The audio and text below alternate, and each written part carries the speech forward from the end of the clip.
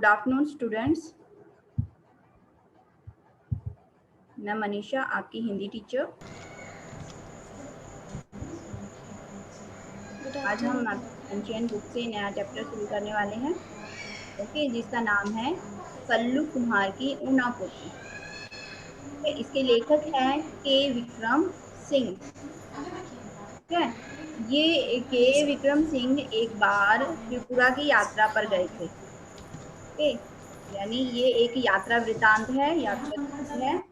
और उसकी यात्रा के दौरान उन्होंने एक किंवदंती सुनी। किंवदंती था कल्लू कुम्हार की ऊनाकोटी, और उसकी किंवदंती के नाम पर उन्होंने इस पूरे पाठ का नाम कल्लू कुम्हार की ऊनाकोटी रख दिया। ठीक है, अब वो किंवदंती क्या थी ये हमें पाठ पढ़ने पर पता चलेगा। ओके, तो पाठ पढ़ते हैं हम।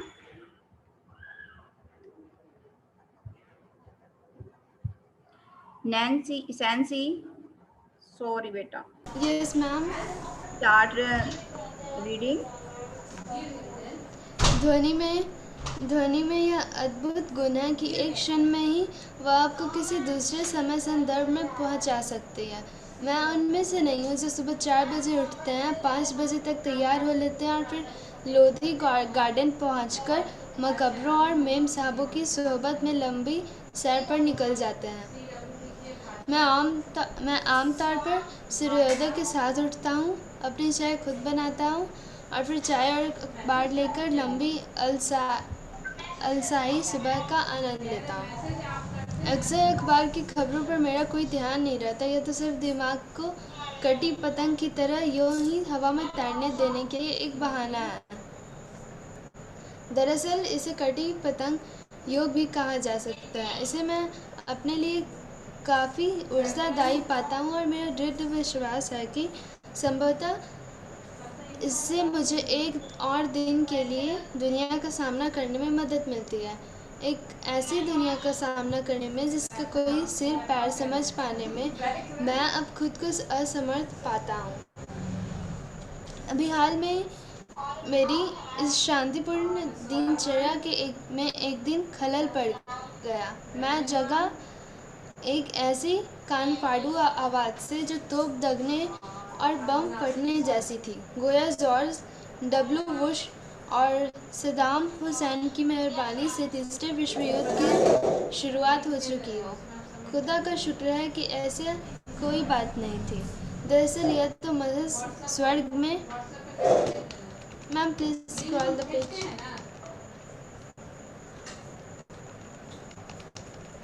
स्वर्ग में चल रहा देवताओं का कोई खेल था जिसकी झलक बिजलियों की चमक और बादलों की गरज के रूप में देखने को मिल रही थी। मैंने खिड़की के बाहर झांका। आकाश बादलों से भरा था जो सेनापतियों द्वारा त्याग दिए गए सैनिकों की तरह आतंक में एक दूसरे से टकरा रहे थे। विषिपक्तों की तरह आकाश को भेद देने वाली तड़ित के अलस सुबह का ठंडा बूढ़ा आकाश भी था जो प्रकृति के तांडव को एक पृष्ठभूमि मुहैया करा रहा था। इस तांडव के गर्दन तर्जन ने मुझे 3 साल पहले त्रिपुरा में ऊनाकोटी की एक शाम में पहुंचा दिया। दिसंबर 1999 में ऑन द रोड शीर्षक से 3 खंडों वाली एक टीवी श्रृंखला बनाने के सिलसिले में मैं त्रिपुरा की राजधानी अगरतला गया था। इसके पीछे बुनियादी विचार त्रिपुरा की समूची लंबाई में आर पार जाने वाले राष्ट्रीय राजमार्ग 44 से यात्रा करने और त्रिपुरा की विकास संबंधी गतिविधियों के बारे में जानकारी देने का था। त्रिपुरा भारत के सबसे छोटे राज्यों में से है। 34% से ज़्यादा है कि इसकी जनसंख्या वृद्धि दर भी खासी ऊंची है। 3 तरफ से ये बांग्लादेश से घिरा हुआ है और शेष भारत के साथ इसका दुर्गम जुड़ाव उत्तर पूर्वी सीमा से सटे मिजोरम और असम के द्वारा बनता है। सोनामुरा, बेलोनिया, सबरूम और कैलाश शहर जैसे त्रिपुरा के ज़्यादातर महत्वपूर्ण शहर बांग्लादेश के साथ इसी की सीमा के करीब है। यहाँ तक कि अगरतला भी सीमा चौकी से महज 2 किलोमीटर पर है। बांग्लादेश से लोगों की अवैध आवक यहाँ ज़बरदस्त है और इसे यहाँ सामाजिक स्वीकृति भी हासिल है। यहाँ की असाधारण जनसंख्या वृद्धि का मुख्य कारण यही है। असम और पश्चिम बंगाल में से भी लोगों का प्रवास यहाँ होता ही है। कुल मिलाकर बाहरी लोगों की भारी आवक ने जनसंख्या संतुलन को स्थानीय आदिवासियों के खिलाफ ला खड़ा किया है। यह त्रिपुरा में आदिवासी असंतोष की मुख्य वजह है।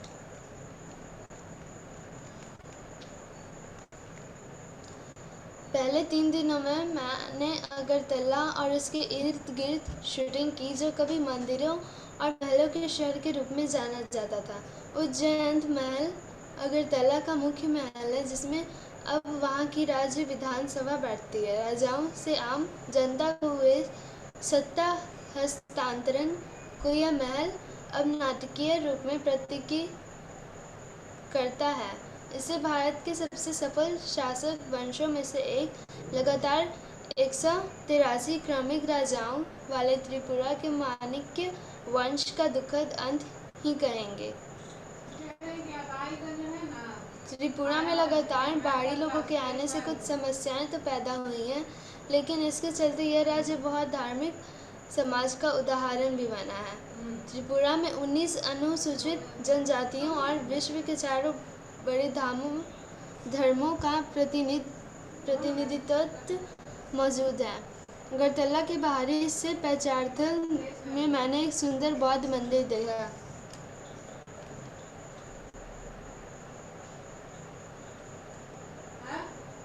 Switch on your video, Chancy.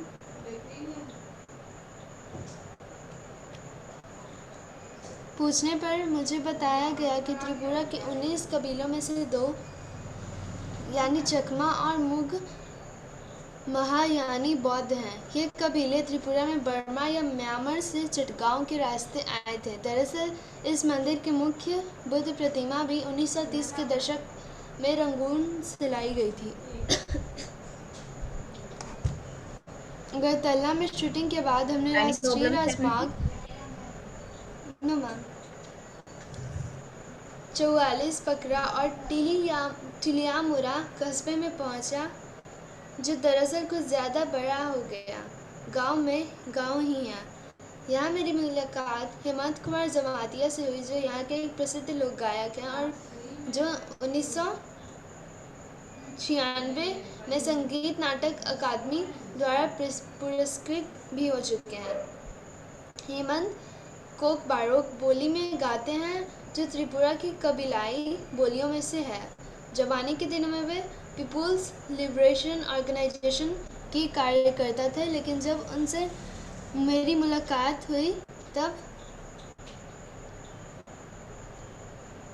वे हथियारबंद संघर्ष का रास्ता छोड़ चुके थे और चुनाव लड़ने के बाद जिला परिषद के सदस्य बन गए थे। जिला परिषद ने हमारी शूटिंग यूनिट के लिए एक भोज का आयोजन किया था। यह सीधा साधा खाना था, जिसमें सम्मान और लगाव के साथ परोसा गया था।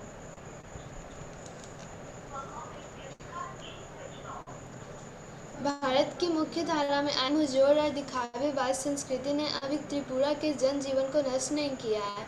भोजन के बाद मैंने हेमंत कुमार जमातिया से एक गीत सुनाने का अनुरोध किया और उन्होंने अपनी धरती पर बहती शक्तिशाली नदियों, ताजगी भरी हवाओं और शांति का एक गीत गाया। त्रिपुरा में संगीत की जड़ें काफ़ी गहरी प्रतीत होती हैं।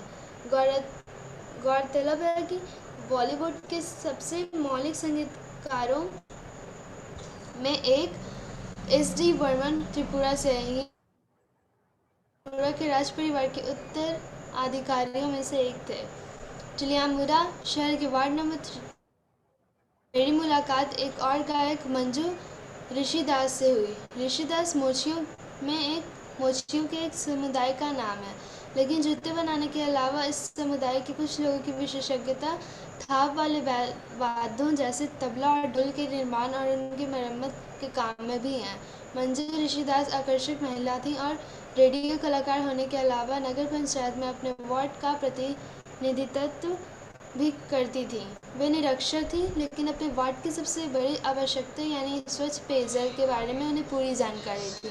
नगर पंचायत को वो अपने वार्ड में नल का पानी पहुंचाने और इसकी मुख्य गलियों में ईंट बिछाने के लिए राजी कर चुकी थी। हमारे लिए उन्होंने 2 गीत गाए और इसमें उनके पति ने शामिल होने की कोशिश की, क्योंकि मैं उस समय उनके गाने की शूटिंग भी कर रहा था। गाने के बाद वे तुरंत एक गृहिणी की भूमिका में आ गईं और बगैर किसी हिचक के हमारे लिए चाय बना कर ले आए। मैं इस बात को लेकर आश्वस्त हूँ कि किसी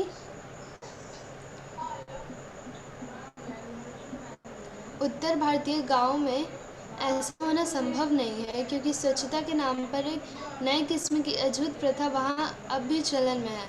त्रिपुरा के हिंसाग्रस्त मुख्य भाग में प्रवेश करने से पहले अंतिम पड़ाव टिलियामुरा ही है। राष्ट्रीय राजमार्ग 44 पर अगले 83 किलोमीटर यानी मनु तक की यात्रा के दौरान ट्रैफिक सीआरपीएफ की सुरक्षा में काफिलों की शक्ल में चलता है। मुख्य सचिव और आईजी सीआरपीएफ से मैंने निवेदन किया था कि वे हमें घेरेबंदी में चलने वाले काफिले के आगे आगे चलने दें। थोड़ी नानुकुर के बाद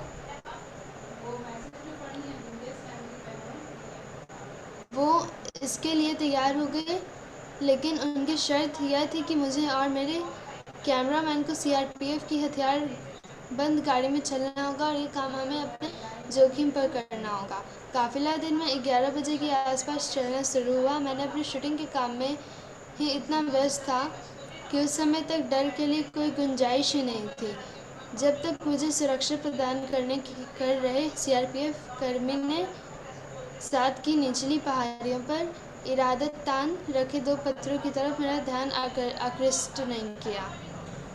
2 दिन पहले हमारा एक जवान यही विद्रोहियों द्वारा मार डाला गया था। उसने कहा, मेरे रीढ़ में एक झुरझुरी सी दौड़ है। मनु तक की अपनी शेष यात्रा में मैं यह ख्याल अपने दिल से निकाल नहीं पाया कि हमें घेरे हुए सुंदर और अन्यथा शांतिपूर्ण प्रतीत होने वाले जंगलों में किसी जगह बंदूक के लिए विद्रोही भी छिपे हो सकते हैं। त्रिपुरा की प्रमुख नदियों में से एक मनु नदी के किनारे स्थित मनु एक छोटा कस्बा है। जिस वक्त हम मनु नदी के पार जाने वाले पुल पर पहुंचे, सूर्य मनु के जल में अपना सोना उड़ेल रहा था। वहां मैंने एक और काफिला देखा। एक साथ बंधे हजारों बांसुओं का एक काफिला किसी विशाल ड्रैगन जैसा दिख रहा था और नदी पर बाहर चला आ रहा था।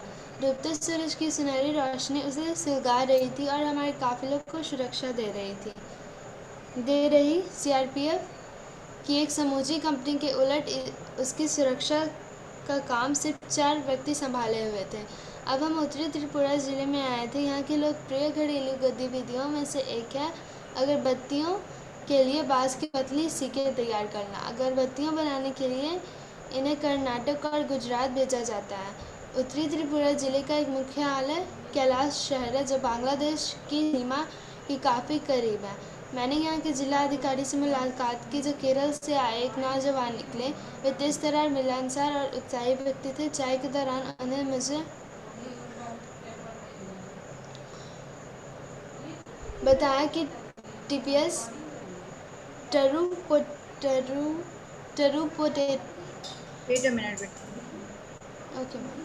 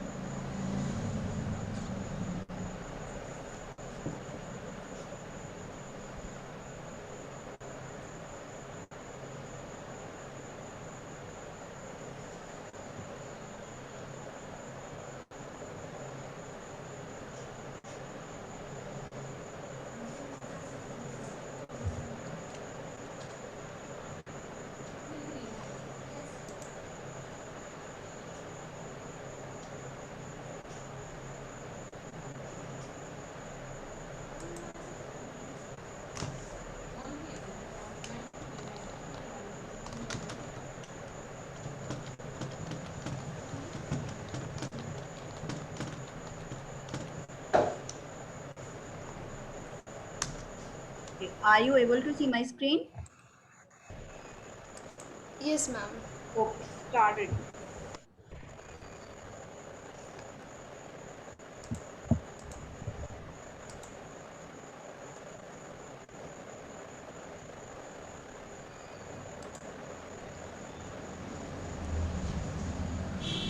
बताया कि टीपीएस टरू पोटैटो सीड्स की खेती को त्रिपुरा में खासकर उत्तरी ज़िले में किस तरह सफलता मिली है। आलू की बुआई के लिए आमतौर पर पारंपरिक आलू के बीजों की ज़रूरत 2 मीट्रिक टन प्रति हेक्टेयर पड़ती है। इसके बरक्स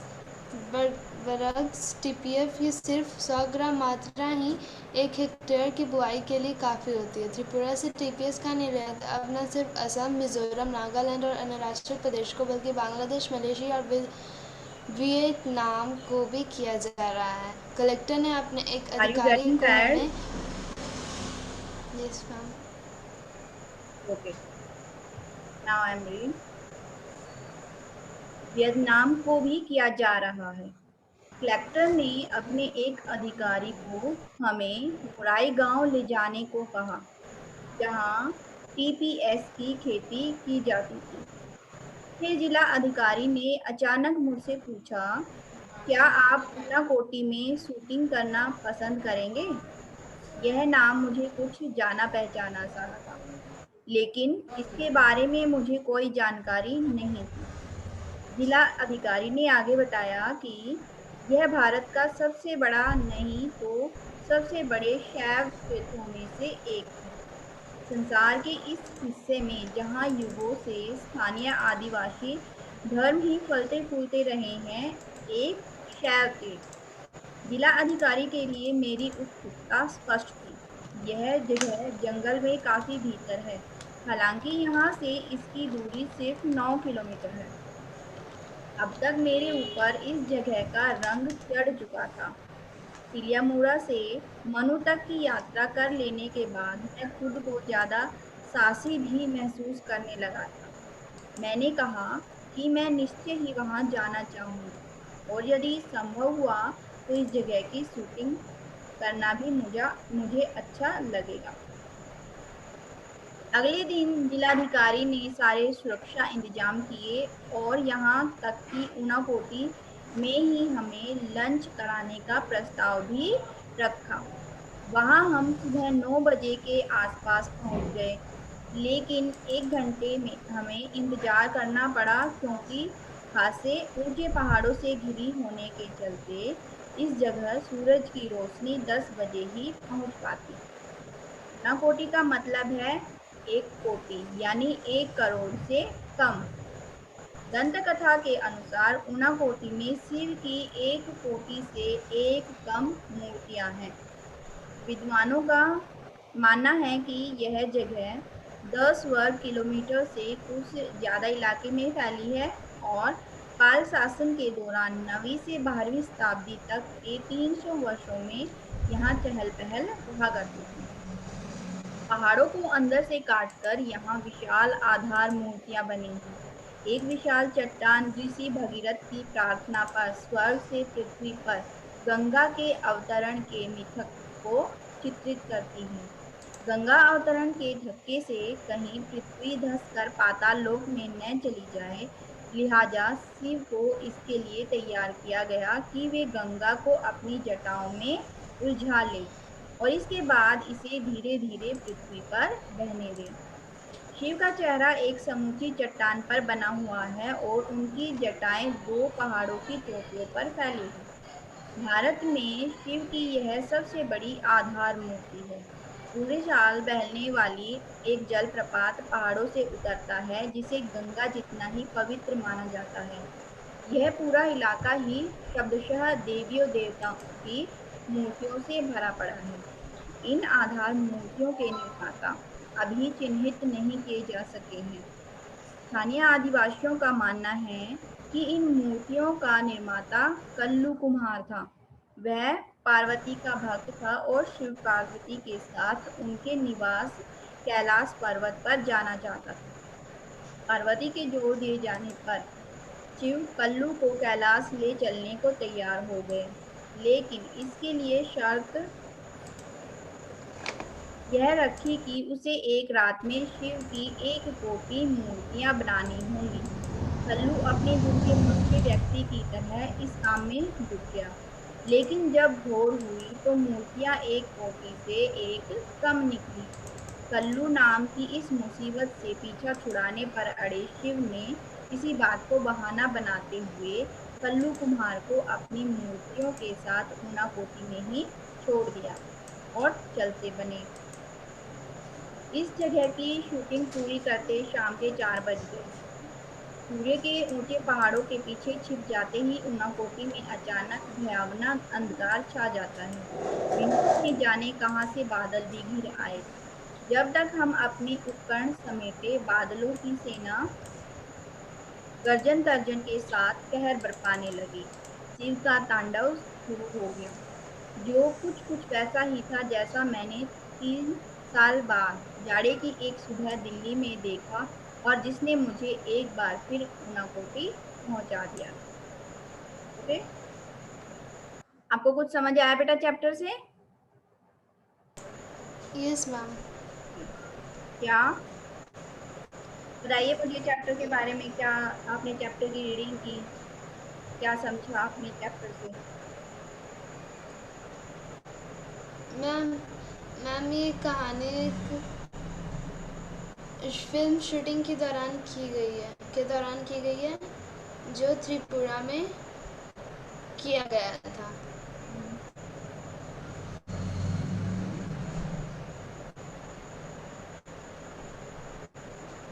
इसमें लेखक प्रकृति का आनंद ले रहा है।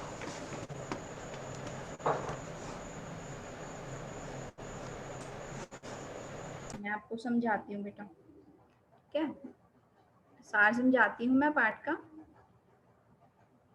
जो ये पाठ है कल्लू कुम्हार की ऊनाकोटी, ठीक है। ऊनाकोटी का मतलब आपको समझ आया? पाठ में अभी दिया गया था। कोटि का मतलब होता है करोड़, 1 करोड़, और ऊना का मतलब उनमें एक कम, ठीक है, यानी 1 करोड़ में एक कम।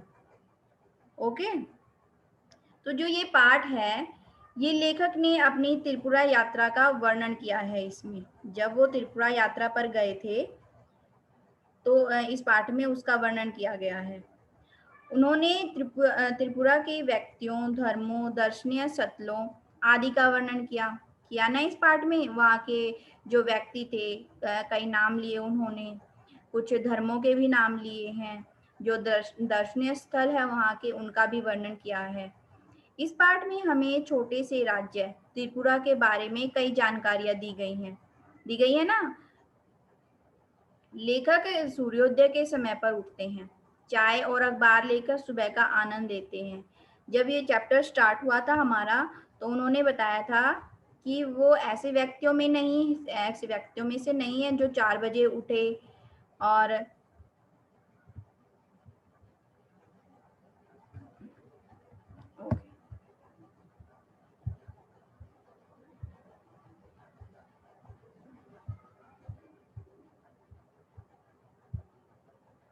ये, ठीक है, कि मैं उन व्यक्तियों में से नहीं हूँ जो सुबह 4 बजे उठकर 5 बजे तक नहा धोकर तैयार हो जाते हैं और फिर क्या करते हैं, पहुंच जाते हैं लोधी गार्डन में, जहाँ पर मकबरे हैं और जो मेम साहब होती हैं या जो अंग्रेजों की बीवियां होती हैं, उनकी सोहबत में उनकी देखा देखी लंबी सैर पर निकल जाते हैं।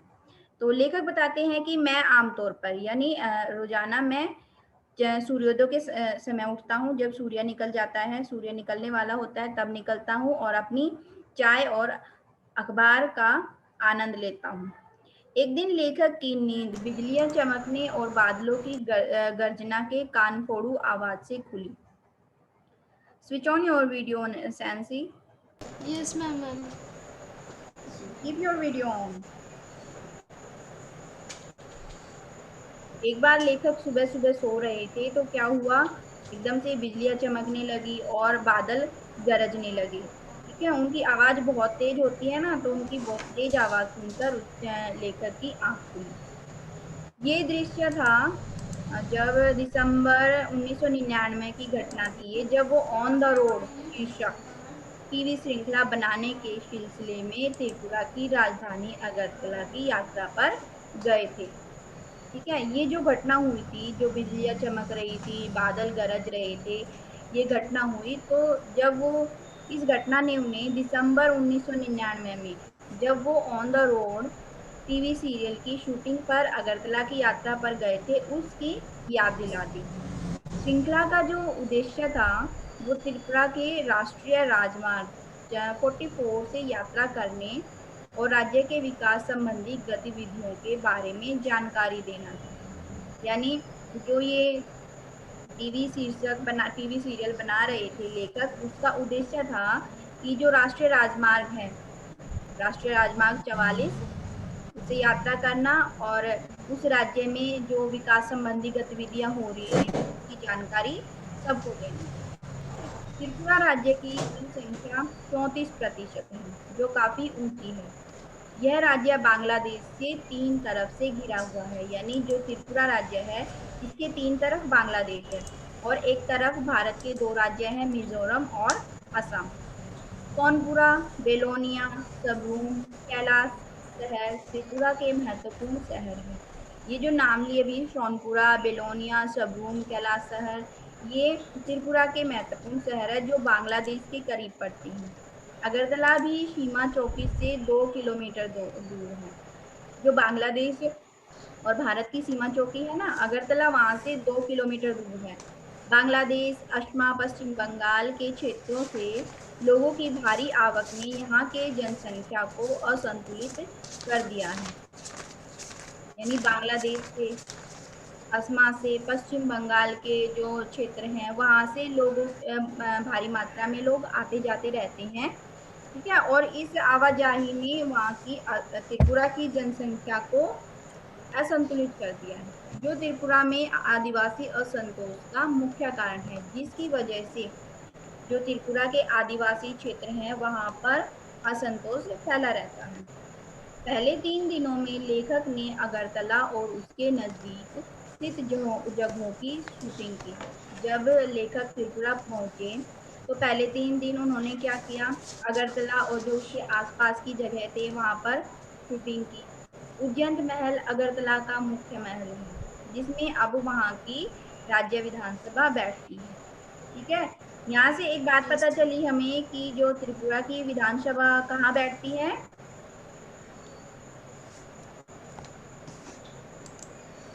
बोलो बेटा। मैम त्रिपुरा की राम सभा वो एक जो वहां का एक मुख्य महल है, उज्जैन महल, है ना, वहां उज्जैन पर महल बैठती है। में।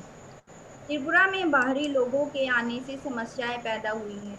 अब त्रिपुरा में बहुत से लोग आते जाते रहते हैं, बांग्लादेश से आते हैं, पश्चिम बंगाल से भी आते हैं, है ना। तो इससे वहां यस पर मैम। बहुत समस्याएं पैदा हो जाती हैं। लेकिन इस कारण यह राज्य बहुधार्मिक समाज का उदाहरण भी बना है। ठीक है, क्योंकि वहां पर बहुत यस से मैम। लोग आते रहते हैं, तो वहां पर बहुत सारे धर्मों के लोग इकट्ठे हो गए हैं और इससे वो समाज है, जो त्रिपुरा का समाज है, वो बहुधार्मिक बन गया है, यानी बहुत से धर्मों वाला।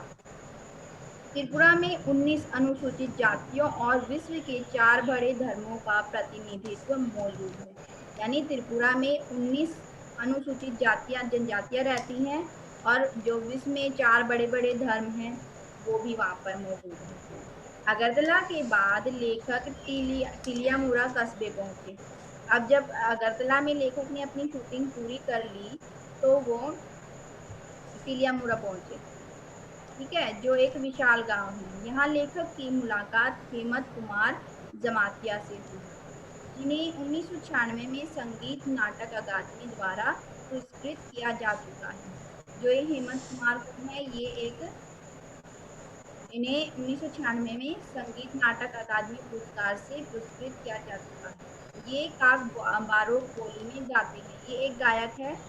त्रिपुरा में एक बोली होती है काक बारो, ये उसमें गाना गाते हैं। ठीक है, जो यस मैम। एक कबीलाई बोली है, यानी जो त्रिपुरा के कबीले हैं, कबीले होते हैं ना, आदिवासी कबीले, उनमें बोली जाती है। हेमंत ने हथियार बंद संघर्ष का जो हेमंत हैं, जो ये नाम था अभी हमने पढ़ा हेमंत, वेट अ मिनट।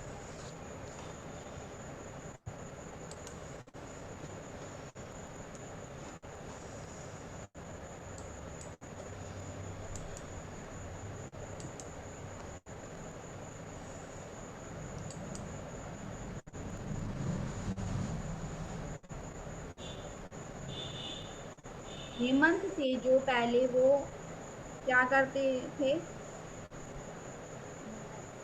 जो लोग दूसरे राज्यों से वहां पर आ जाते थे उनके खिलाफ संघर्ष करते थे, हथियारबंद संघर्ष करते थे। लेकिन अब उन्होंने क्या किया, हथियारबंद संघर्ष का रास्ता छोड़कर, यानी उन्होंने हथियारों को त्याग कर चुनाव लड़ा और जिला परिषद के सदस्य बन गए।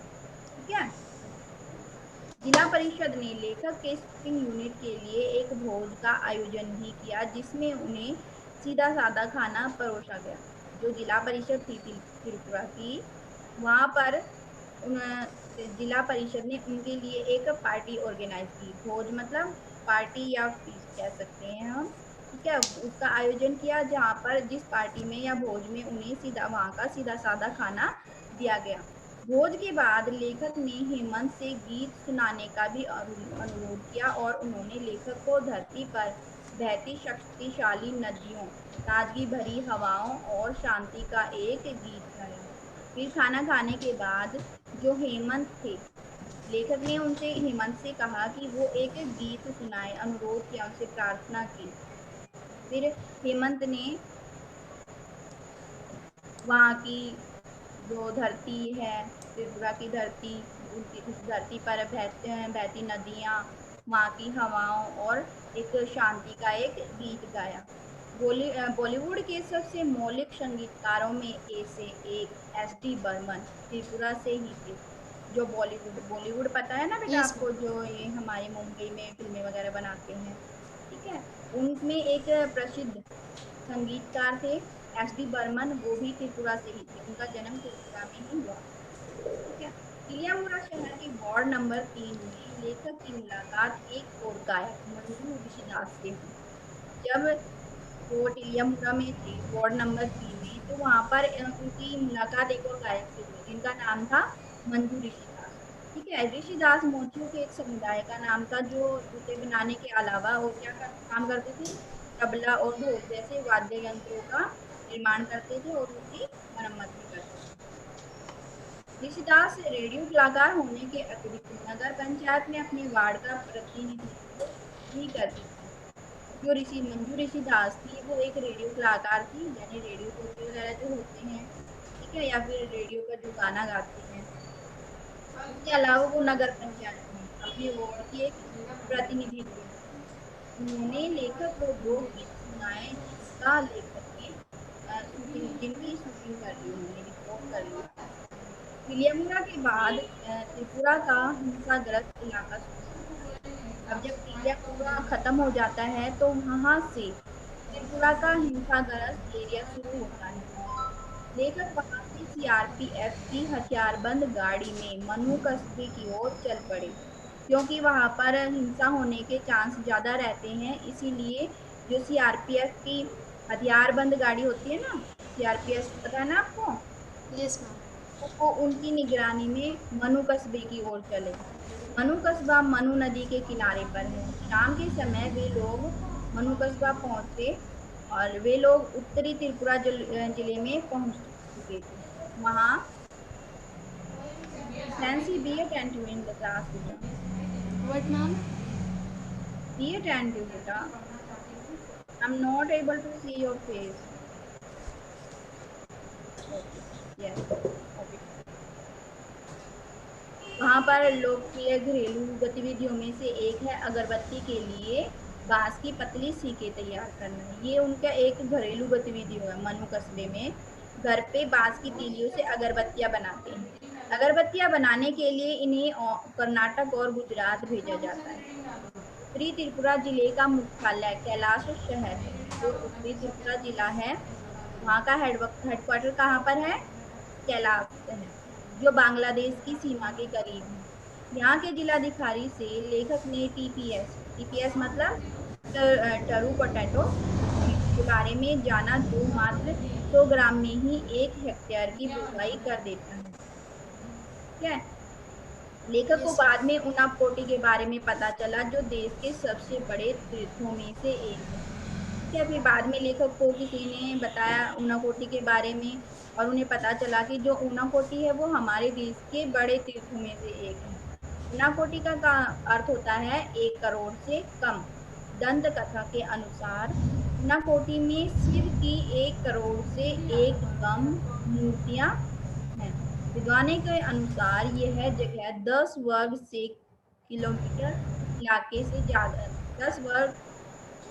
किलोमीटर से ज्यादा इलाके में फैली हुई है। यानी वहाँ का एरिया दिया गया है 10 वर्ग किलोमीटर उनाकोटी का। पहाड़ों को काट कर, अंदर से काट कर वहां पर मूर्तियां बनाई गई हैं। एक विशाल चट्टान पर गंगा अवतरण की कथा को, यानी जब गंगा स्वर्ग से धरती पर उतरी थी, तो उसको एक चित्र में दिखाया गया है, चित्रित किया गया है। इन आधार मूर्तियों का यस मैम। निर्माता कौन है, यह नहीं पता है।